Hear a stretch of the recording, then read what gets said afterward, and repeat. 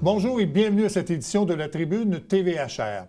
On est en pleine période d'inscription pour la 5e cohorte de soutien de la jeunesse de la Chambre de commerce et de l'industrie du Haut-Richelieu. Et pour nous en parler, on a la directrice générale adjointe de la Chambre de commerce, Mme Gabrielle Duquette. Mme Duquette, bonjour. Bonjour. Donc, parlez-nous de ce que c'est exactement la cohorte de soutien de la jeunesse. Oui, la cohorte a été créée en 2020. Donc, ça répondait à deux choses. On avait une étude que le regroupement des jeunes chambres de commerce du Québec avait fait qui établissait, dans le fond, la détresse chez les jeunes entrepreneurs, donc de moins de 40 ans, qui disait qu'il y avait un sentiment de solitude chez les jeunes entrepreneurs. Et en même temps, on avait sur notre comité de la jeunesse un jeune entrepreneur qui vivait des défis et qui a parlé de ça au comité et il a dit, bien, il me semble que ça ferait du sens de répondre à ce besoin-là pour les jeunes entrepreneurs. Donc, en fait, vous offrez des activités, en fait, pour que ces jeunes entrepreneurs-là puissent être davantage impliqués et en savent un peu plus, là. Oui, bien en fait, ces activités-là, c'est vraiment dans l'objectif du partage d'expérience. Donc, ils sont là pour connecter entre eux, discuter, échanger sur leur réalité d'entrepreneur professionnel, personnel, s'ils le désirent, et s'entraider. Bon, vous parlez des difficultés. C'était quoi les difficultés que ces jeunes entrepreneurs-là, en fait, avaient là, sur le marché? Oui, bien, il y avait celui qui a été nommé le plus souvent, c'était le sentiment de solitude, donc d'être souvent les entrepreneurs, en tout cas chez les jeunes entrepreneurs, parfois ils sont seuls dans leur entreprise. Manque de soutien? Manque de soutien, sentiment de ne pas pouvoir parler avec quelqu'un d'autre de ce qui se passe, de leur réalité, bon, au niveau financier, au niveau personnel, à tous les niveaux en fait. Donc le sentiment de solitude très, très fort. OK. Et c'est de là donc qu'on a mis sur pied là, cette cohorte-là qui en est à sa 5e année. Exact. Qu'est-ce que les participants vont retrouver exactement là, en s'inscrivant à cette cohorte-là? Oui, donc de la façon que ça va se passer, c'est que chaque activité, on fait une activité, c'est vraiment le cas de le dire. Donc, on les amène, par exemple, dans une cuisine, faire à manger ensemble, mais l'objectif, il y a toujours un moment d'échange. Donc, ça se passe comme en deux temps. Donc, un temps d'expérience, d'échange et un temps, on se change les idées parce que les entrepreneurs aussi, souvent, n'ont pas le temps de penser à eux. Oui. Donc, parce qu'ils sont trop pris dans le quotidien de leur entreprise et tout ça. Donc, exact.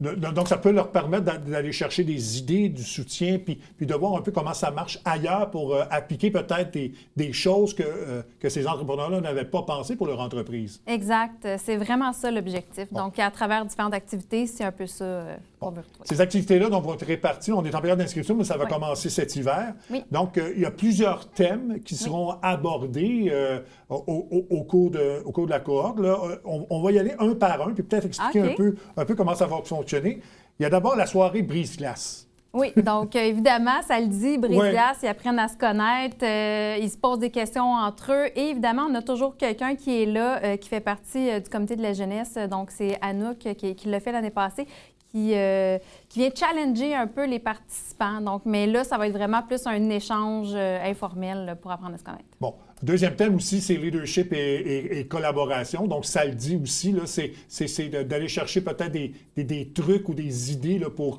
appliquer un peu plus de leadership dans l'entreprise. Exactement. Donc, savoir quel type de leader ils sont, comment ils fonctionnent. Il y en a qui sont meilleurs solo, il y en a qui sont meilleurs en équipe. Donc, ça va être un peu ça. Et ça dépend aussi du type d'entreprise, souvent. Tout à fait. Bon, il y a aussi la cuisine chez Chef Oli que j'ai reçu ici comme invité. Donc, comment ça va fonctionner, ça? Oui, bien, on l'a fait l'année passée. Donc, on reconduit parce que les participants de l'année passée ont beaucoup aimé. Donc, on se rend dans la cuisine de Chef Oli. Donc, ils ont une place ici à Saint-Jean-sur-Richelieu. Et c'est vraiment, il y a un cuisinier qui est avec les participants et ils font à manger ensemble. Donc, ça amène toutes sortes de discussions puis de la collaboration entre eux. Donc, c'est vraiment un beau concept. Bon, les trois autres sujets, c'est l'argent, l'instinct et le dépassement de soi. Exact. Donc, on y va. L'argent, bon, on n'a pas le choix d'en parler comme entrepreneurs, vivre leurs propres défis. Des fois, comment fonctionnent leurs chiffres, leurs états financiers, comment ça se passe pour se verser un salaire. Donc, il y a vraiment toutes sortes de questions. Donc, avec cette activité-là, on vient répondre à tout ça avec deux spécialistes, donc une comptable CPA et un spécialiste en planification financière. L'instinct, ça va être vraiment... on va inviter les participants à vraiment... On a tout le temps une petite voix, tout le monde. Des fois, on ne l'écoute pas, des fois, on l'écoute. Mais comment écouter cette petite voix-là parce que souvent, elle a raison. Dépassement de soi, bien, je ne peux pas le dévoiler tout de suite. Ça va être quoi? Mais ça va être une activité physique où on va les amener à se dépasser. Ah bon, OK. Donc, c'est un peu ça. Un peu comme on voit dans Survivor? Ah non, on n'ira pas jusque-là, mais... C'est une blague, mais c'est ça. Oui, exactement. Bon, bien, parfait. Et tout ça va cheminer là, vers une rencontre, une réunion que vous allez faire, je pense, en Beauce. Au mois de mai là, pour rassembler tout le monde. Et ça va, j'imagine, réunir tous les cohortes des ailes jeunesse de la province? Non, en fait, l'École d'entrepreneurship de Beauce, c'est vraiment une entente qu'on a signée, notre chambre de commerce avec l'École d'entrepreneurship de Beauce. Okay. Donc, c'est vraiment local? C'est local, c'est unique, en fait. Peut-être qu'on leur a donné l'idée de faire la même chose ailleurs. Mais donc, on a signé, nous, une entente avec eux pour amener nos participants de la cohorte à l'École d'entrepreneurship de Beauce pour un séjour qui s'appelle un séjour intensif, donc de 2 jours, qui s'appelle Leader. Donc, c'est vraiment sur un thème spécifique. Et ils seront, les participants, jumelés avec 20 autres entrepreneurs de partout au Québec. Et c'est voulu, dans le fond. OK, c'est peut-être ça aussi, là, parce que je sais qu'ils étaient jumelés avec d'autres. Oui, c'est ça, j'ai peut-être pensé que c'était en collaboration avec d'autres cohortes, mais OK. Oui. Donc, c'est vraiment ça le concept. Donc, ils vont passer 2 jours là-bas avec le thème Leader. L'École d'entrepreneurship de Beauce, c'est une plus grosse version avec plus d'expérience que la cohorte de soutien, mais c'est le même objectif. Donc, on va chercher l'entrepreneur dans qui il est, dans ce qu'il veut, dans ses objectifs, mais c'est toujours avec l'humain. Oui. Donc, c'est la 5e édition.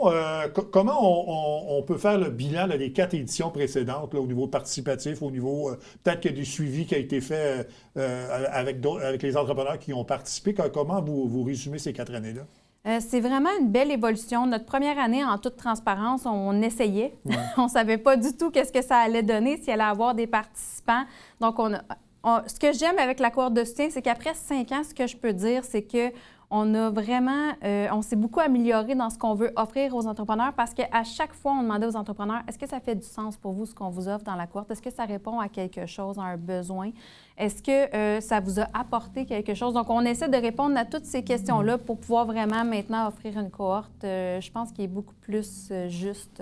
Bon. Ça s'adresse donc aux entrepreneurs qui ont 40 ans et moins. Oui, exact. Est-ce qu'il y en a de plus en plus de ce genre d'entrepreneurs-là, malgré le fait qu'on vit des difficultés économiques, on a passé à travers une pandémie? Est-ce que les gens sont encore intéressés à se partir en affaires?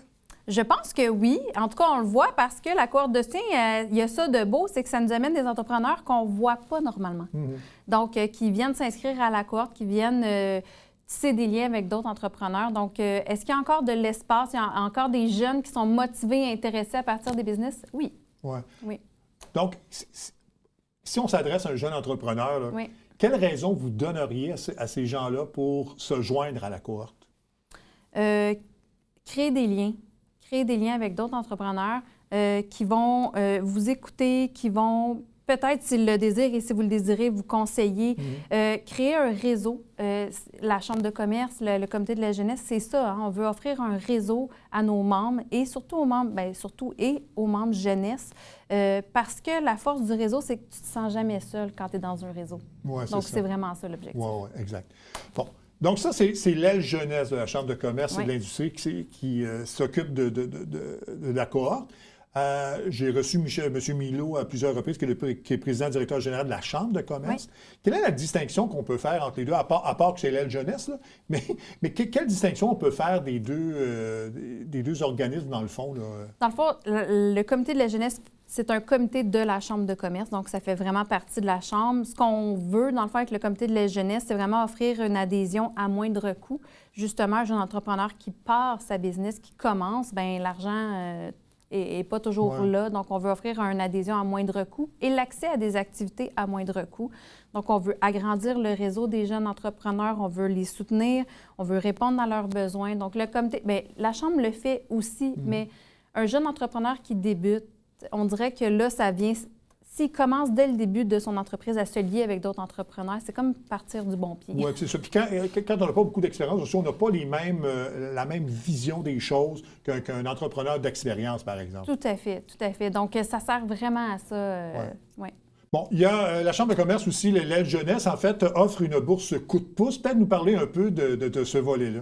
Oui, dans le fond, la bourse coup de pouce est là pour venir soutenir les entrepreneurs qui veulent, par exemple, créer un nouveau produit ou ajouter un service à leur entreprise. Donc, la bourse coup de pouce vient les soutenir. dans cet objectif-là. Donc, L'aide jeunesse prend de ses revenus, donc 1 500 $ de ses revenus, et avec des activités, va chercher plus d'argent. Donc, on essaie toujours de donner 2 000 environ. Ah bon? Donc, lors du Gala de l'excellence, c'est là que la bourse est remise. Oui, parfait. Et depuis, donc, vous avez été créé il y a 5 ans à peu près, vous avez dit 10 ans? Pour la bourse? Non, l'aide jeunesse? L'aide jeunesse, ça fait plus que 10 ans que ça existe. Oui, c'est ça, 2015, je pense. À peu près, oui, c'est ça.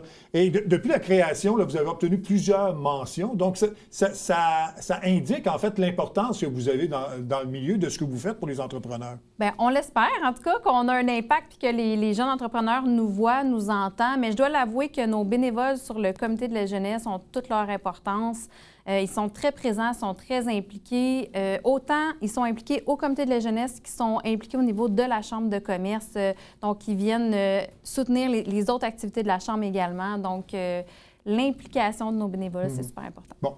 Les gens, donc, les entrepreneurs qui veulent s'inscrire à la cohorte, donc, qu'est-ce que ces entrepreneurs-là doivent faire? Oui, ils doivent se rendre sur notre site Internet, le ccihr.ca, dans l'onglet Activités. Et il y aura une activité qui s'appelle Inscription à la 5e cohorte de soutien. Donc, simplement suivre les indications. C'est ça. Puis les activités ça, auront lieu toute l'année là, pour justement... Dans le fond, les gens ont à peu près jusqu'au 25 janvier 2026 pour s'inscrire pour la cohorte. Parce que la cohorte commence donc le 27 janvier. Donc, on se donne un petit 2-3 jours. Là. Parfait. Madame Duquesne, merci beaucoup d'être venue nous parler de cette cohorte et des activités de la jeunesse. Et puis, bon succès. Merci beaucoup.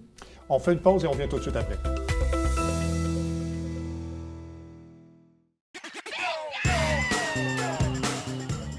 Vous êtes un adepte du bingo? Télébingo vous permet de jouer dans le confort de votre foyer. 4 500 $ en prix à gagner. Et pour ce faire, vous devez vous procurer un livret comme celui-ci au coût de 9,50 $ chez l'un de nos détaillants, dont la liste apparaît sur notre site Internet tvhr9.com. Donc, c'est un rendez-vous dimanche matin 9h30. Télébingo.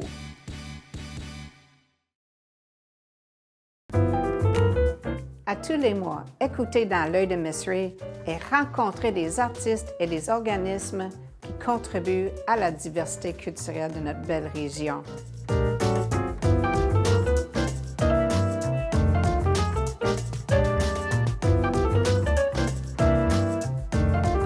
Ensemble, nous gardons l'art vivant. À tous les lundis, 18h30, sur les ondes de TVHR.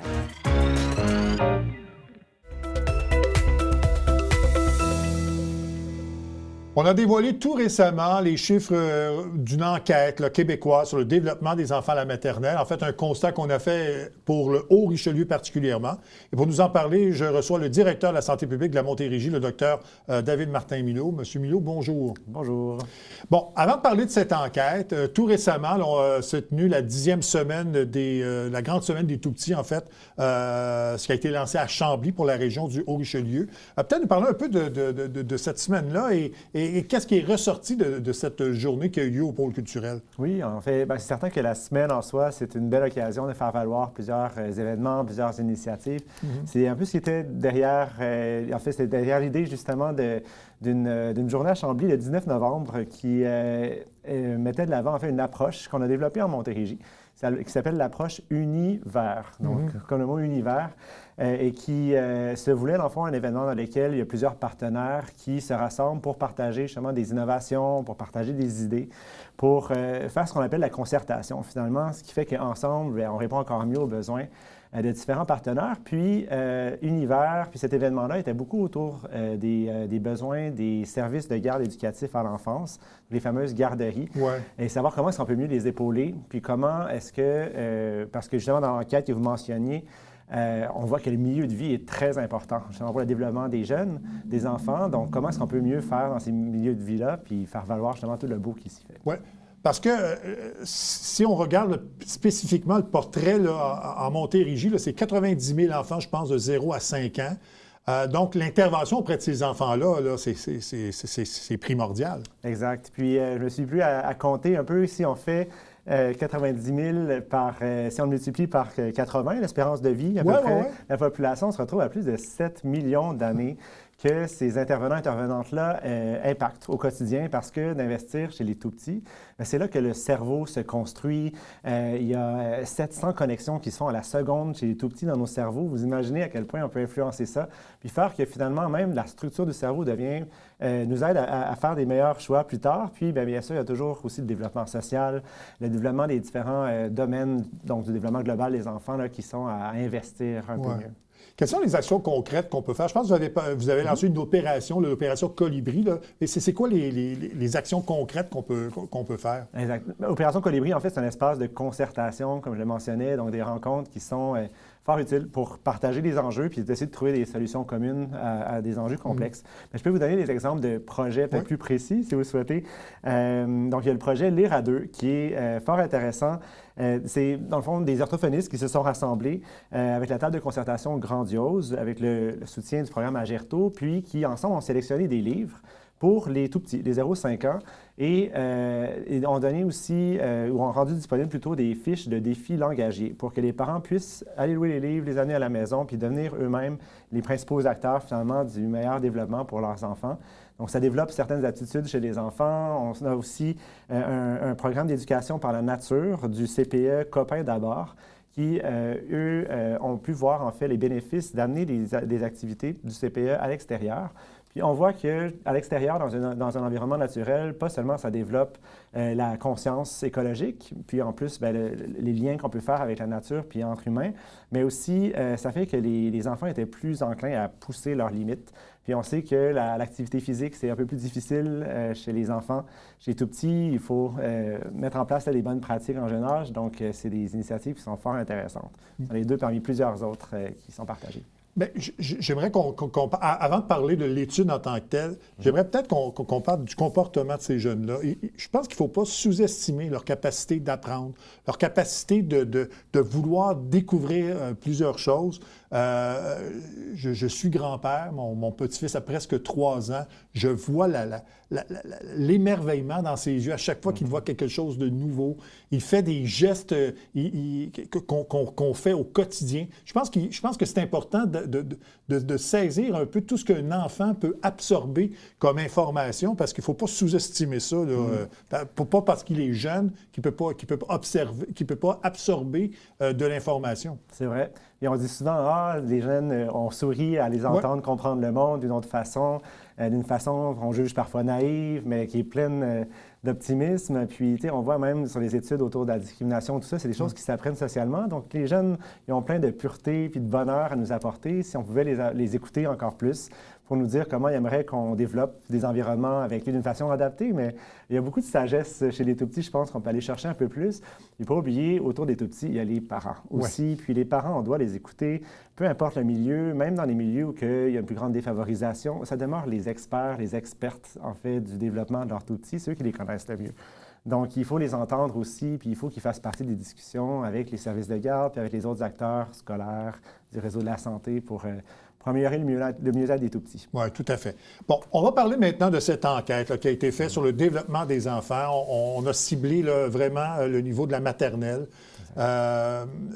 Quels sont avant de parler de chiffres exacts là, pour le Haut-Richelieu, peut-être les constats qui ont été faits là, dans cette enquête? Oui, en fait, dans les constats, on voit qu'il y a une certaine augmentation justement des jeunes, des tout-petits qui ont une vulnérabilité dans un des domaines du développement. Donc, on peut parler de développement langagier, par exemple, les compétences sociales, donc les communications, les connaissances générales, le développement cognitif. C'est des domaines là, qui sont bien étudiés, bien spécifiques, et ça nous permet justement, par ces enquêtes-là, de voir l'évolution. Est-ce que nos interventions fonctionnent? Puis, bon, après ça, il y a tout le contexte externe dans lequel, avec les crises qu'on connaît, les crises sociales, etc., tout ça a un impact quand même chez les tout-petits. Donc, c'est une sorte de lunette pour essayer de mieux agir, en fait, de mieux cibler à la fois les compétences des enfants, quels enfants, dans quelles zones, avec quels outils. C'est vraiment une lunette qui est essentielle pour nous, puis on a la chance d'avoir justement des résultats plus récents. Ouais. Mais quand on parle de vulnérabilité, qu'est-ce qu'on désigne spécifiquement? Là? En fait, c'est des tests qui sont faits chez les tout-petits ou auprès de leur entourage, justement, pour voir quel est l'état de la santé physique, quel est l'état, justement, des compétences sociales, comme je vous disais tout à l'heure, comment est-ce qu'on est en relation avec les autres. la maturité affective, comment est-ce qu'on réagit, comment est-ce qu'on contrôle nos émotions. Donc, c'est selon des échelles reconnues, en fait, on sait à peu près où devraient se trouver les enfants, à quel moment de leur développement. Donc, ça nous permet justement de faire une sorte de diagnostic populationnel auprès de ces enfants-là pour voir où sont les bonnes choses, puis où sont les choses qui demeurent plus à corriger. Bon. Vous avez parlé que les enfants étaient pas ou peu actifs. C'est un chiffre quand même, je pense que c'est 58 dans le Haut-Richelieu, le peu ou pas actif du tout. C'est quand même très élevé, là. Exact. Bien, il y a plusieurs défis, en fait, par rapport à l'activité. Certainement, la grande question des écrans, par exemple, la sédentarité. Peut-être aussi dans un contexte où on court de plus en plus, les parents, qu'est-ce qu'on fait pour prendre soin de nos enfants, puis leur montrer aussi des modèles peut-être de bonne activité physique. C'est des habitudes qui sont à garder aussi et qui se forgent, comme je le disais plus tôt, très tôt chez les tout-petits. Donc oui, 58 sont peu ou pas actifs physiquement. Oui. Parce que vous parlez de l'utilisation des écrans, ça aussi, ça m'a frappé. Et là, on parle de jeunes enfants. Là, on ne parle pas d'enfants qui vont à l'école primaire, secondaire. On parle vraiment d'enfants d'âge de 1 an à 5 ans. Là. Donc, on s'attarde jusqu'à la période de la maternelle. Les enfants passent beaucoup de temps devant les écrans. Oui, exact. C'est 17 des enfants donc, qui, en Montérégie, qui ont passé 2 heures et plus par jour devant les écrans. Par jour? Ce qui est énorme, en effet. Puis c'est pour ça qu'il y a des programmes, des projets, comme celui que je vous disais tout à l'heure, sur les livres, en fait, qui viennent renverser un peu la tendance, puis qui montrent que même si l'enfant ne sait pas nécessairement lire, le fait d'essayer de lire, le fait d'entendre, de feuilleter des livres, c'est des réflexes, justement, qui viennent contrecarrer peut-être, justement, d'autres facteurs qui viennent rendre les enfants plus sédentaires. Oui, c'est ça. Mais il faut que le livre soit intéressant aussi. On en a quelques-uns. On a quelques livres à la maison. Et c'est souvent la première approche, c'est d'avoir des images intéressantes. L'image va être accrocheur pour l'enfant. Et après ça, on va pouvoir lire le texte qui s'ensuit pour après ça intéresser l'enfant à l'histoire et après ça, se le faire dire ou même regarder après ça les images dans le livre. Exact. Puis la lecture, on le sait, ça développe très bien l'entièreté justement de ces domaines du développement global des enfants, ou presque l'entièreté. Donc, il faut réfléchir à ces alternatives-là. Puis justement, dans le quotidien, dans le train-train quotidien qui peut être des fois effarant dans sa rapidité, bien, justement d'avoir des personnes qui nous rappellent « Ah, tiens, je te facilite l'accès à ce livre-là » ou « Je te donne accès à un atelier pour les pères autour de la musique, l'enfant, encadré ». C'est ça qu'on veut, finalement, de faciliter l'accès à donner un coup de main aux parents puis aux services de garde éducatif à l'enfance. Ouais. Si on regarde des chiffres là, issus donc, du CLSC Vallée-des-Forts, on parle de 3 enfants sur 10 qui sont vulnérables. Il y a plus de garçons que de filles, évidemment. Et 62 de ces enfants ont l'anglais comme langue maternelle. En effet. En effet, c'est des constats qu'on voit ici. Donc, comment est-ce qu'on peut s'adapter à ça? On sait que les garçons apprennent, agissent différemment des filles. Aussi, bien, la langue, carrément. On a une population qui est de plus en plus diversifiée, et donc qui va avoir l'anglais ou même d'autres langues parlées à la maison. On sait que parfois, chez les tout-petits, ça peut être un peu plus compliqué d'avoir les premières bases de ces langages-là. Après ça, quand on est exposé à un environnement polyglotte, bien, au contraire, ça nous renforce dans notre richesse langagière. Mais il faut en tenir compte. Puis les données, bien, il faut aussi les contextualiser, comme ce que je viens de faire, en fait. Il faut les comprendre en écoutant les services de garde éducative à l'enfance. C'est quoi les défis réels que vous avez avec le fait que plusieurs de ces enfants-là ont une langue maternelle anglophone à la maison, par exemple? C'est ça. Mais plus ces enfants-là vont côtoyer des enfants issus de milieux différents, plus je pense ils vont comprendre la situation, ils vont s'adapter peut-être à cet environnement-là. Parce que là, la mixité, si vous voulez, ça fait pas tellement longtemps qu'on retrouve ça dans les CPO, les garderies, par exemple. Et peut-être que ça va se développer davantage. Absolument. Bien, la diversité, c'est un des plus beaux atouts, une des plus belles richesses qu'on a. Souvent, on condamne, on discrimine, mais finalement, si on fait de la place à cette diversité-là, c'est plein de, comme vous disiez tantôt, des étoiles qui brillent, des yeux qui s'allument, puis « Ah, wow, t'es différent, je vais essayer de comprendre pourquoi », dans un contexte positif qui valorise ça. En fait, ça fait plus tard des adultes, des communautés qui vont être beaucoup plus résilientes, mais ça fait aussi des tout-petits qui sont beaucoup plus heureux si on commence à investir ça dès qu'on peut. Puis, une autre des caractéristiques à garder en tête, c'est aussi la défavorisation, la précarité, la pauvreté. C'est un des déterminants très, très présents chez les tout-petits qui affectent beaucoup justement le fait d'être vulnérable ou non. Oui, c'est ça. Est-ce qu'il y a des chiffres? Est-ce que c'est précis? Est-ce que c'est alarmant de voir les enfants issus de milieux défavorisés qui sont plus vulnérables? Bien, alarmant. En fait, c'est en cohérence avec ce qu'on observe habituellement. OK. Dans les milieux plus défavorisés, on a davantage d'enjeux par rapport aux indicateurs de santé, de réussite sociale, éducative. C'est toujours un peu plus compliqué parce que les interventions qu'on met de l'avant, parfois, bien, ils vont avoir des barrières d'accès additionnelles. Ouais. Pour une personne qui déjà cumule différents emplois, qui a de la difficulté à boucler ses fins de mois, de lui demander en plus de prendre le temps de manger bien avec son enfant, ça devient compliqué. Donc, oui, on voit qu'il y a davantage d'enfants qui ont une vulnérabilité dans au moins un de ces domaines de développement dans les groupes qui sont plus défavorisés. Puis ici, on ne parle pas juste de défavorisation revenu, matériel, on parle de défavorisation autant sociale que matérielle. Et donc, oui, il y en a plus. Donc, il faut faire un pas de plus vers ces personnes-là. Il faut essayer d'identifier les différentes barrières d'accès aux interventions puis aux autres services auxquels ils devraient avoir droit pour que, finalement, dans une société qui est peut-être inéquitable, eux, ils puissent avoir droit à une approche qui, elle, est équitable. Donc, l'environnement familial, là, c'est très important dans ce cas-ci. Là. C'est clé. Vraiment, les milieux de vie, c'est ça qui ressort. Peut-être une des choses à retenir de l'enquête ou des enquêtes plus récentes, c'est l'importance du milieu de vie, que ce soit le service de garde éducative à l'enfance, mais aussi le milieu de vie à la maison.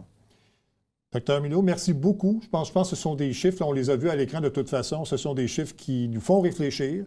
Et peut-être que plus on connaît l'environnement, les besoins des enfants, plus je pense qu'on va améliorer la situation. Et les enfants, de toute façon, ont une capacité d'absorber qui faut pas la sous-estimer. Donc, je pense que ça risque de... En tout cas, on espère que les chiffres seront meilleurs lors de la prochaine enquête. On y travaille fort. On a tous notre rôle à jouer, puis il suffit de se faire émerveiller par ces tout-petits.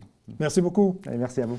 Voilà, ça complète cette édition de la Tribune TVHR. J'espère que ça vous a plu. Au revoir, mesdames, messieurs, à la prochaine.